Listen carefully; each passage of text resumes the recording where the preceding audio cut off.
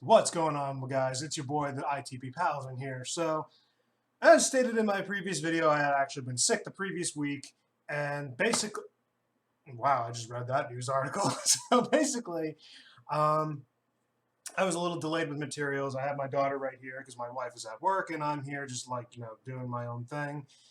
I'm making a quick video because I wanted to at least, get back into the groove of making YouTube videos. And I'll put out another one tomorrow, maybe talking about more like either Overwatch or Mass Effect related stuff. I don't know. Again, I'm going to just come up with shit. So during that time, Overwatch has actually announced their archives is back. So funny thing, in my previous statement, they put it as the 7th.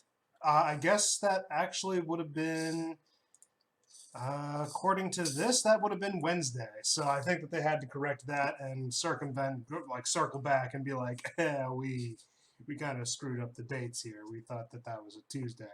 So now it went from April 7th to April 6th.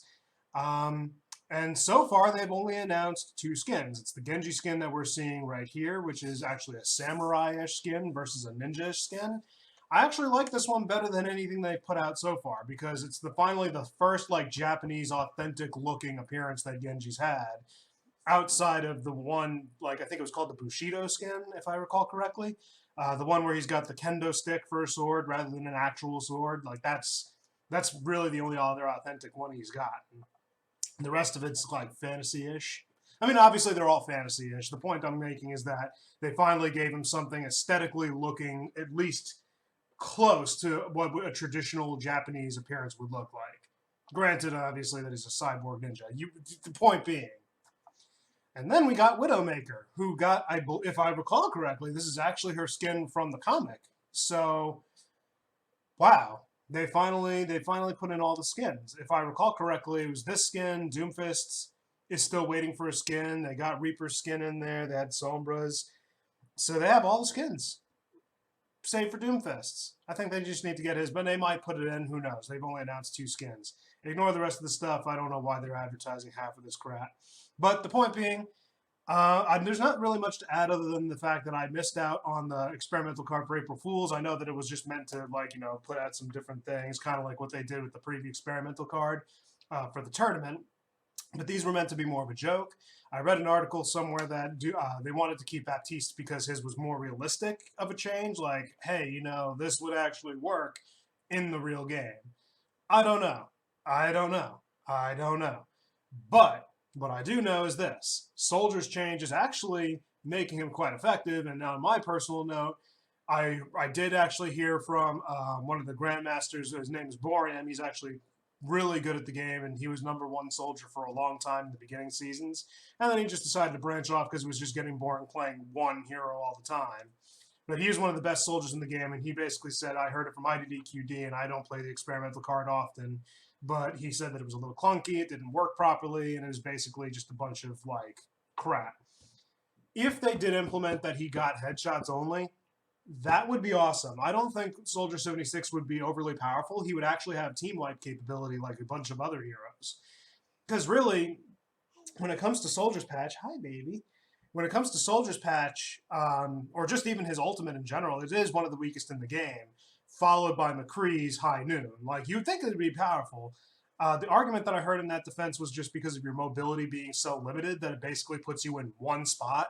So yes, you could have team-wide potential. It's a very powerful ultimate with how much it could kill. But because you're isolated in one spot, if you do not have the element of surprise, you're basically just letting yourself out there like, hey, I'm right over here, kill me. And that's why they call it one of the weaker ones, or at least that's why they say it's weaker. I see it. I don't know. I'm not going to argue that case because I don't play McCree often, but I do find it to be somewhat true in most occasion. Yeah, find your feet. Find your feet and fall out of that. Just watch what happens. She found her feet. All in all, though, I like the change that they did with Soldier, at least based on theory that it aims for headshots, because he dishes out like 1,000 damage, but he's very easily counterable. All you really need is someone to put up a barrier and you block out all his damage. Like all 1,000 damage, and the only thing you would break is probably Winston's, Arissa's, and if you're lucky enough, Sigma's barrier. In which case, it's stupid. It really is. Like, they need to give him a buff of some sort. But the headshots, they deal out double damage. And it still has the same counter. So there's no excuse of, oh, well, it's too powerful. No, you can still put up a barrier and block everything. Like, come on now. And especially if it's Orisa and Reinhardt are two major shield tanks that can block out pretty much everything. All in all, I think there was a good change. I still think that they need to implement the one that I read in an article a long while back, which was don't aim for center mass, aim for whatever's visible. Like Torbjorn's turret. If your shoulder sticks out, it shoots the shoulder. But Soldier's ultimate goes and just shoots for the center mass. So if you're standing behind a pole but everything else is visible, it still shoots at the damn pole. Like, come on now. Blizzard, work your shit out. Anyway, this was just meant to be a short video because it announced Archives, and I thought it'd be cool to cover real quick. So, all in all, I actually do like the two skins, so here's hoping. I don't think that they're going to announce too much of a new game mode. Obviously, they're just going to put out skins. I really think that they're focused now. Why does it keep recommending him? Yeah, I think they're focusing more along the lines of like they're focusing more along the lines of working on Overwatch 2, and I'm happy about that. I want that game to be amazing, and if their attention needs to be taken off Overwatch 1 so that 2 can become amazing, so be it. I am completely okay with that because I want Overwatch 2 to be just as good, if not better, than Overwatch 1. So I am completely on board with them working on the game just to make it as incredible as it was. What I would recommend, I'm going to say, hi, baby. I'm going to recommend that you look up a YouTuber or a streamer named Boreum. It should be going by the name Boreum's World. I'll share his links in my description. But he put out a recent YouTube video that was actually talking about a review of Overwatch 2, like, from a Grandmaster's perspective, what the opinion, like his opinions have so far been leading to either being correct or unique. But at the same time, it's like half the stuff that people are asking for sometimes makes me wonder, are they brain dead? I've listened to all his arguments from every perspective and even rewatched them at times because I didn't understand it fully. But when I came to understand it, all of it was pretty much logical. Like, he makes sense with his arguments. And you're free to disagree with everything that I'm saying and he's saying. So by all means, if you think his arguments are retarded, then by all means. But you do you. You do you. So I'm going to end it here. Nothing more to talk about until more comes out. I'm going to be streaming tonight.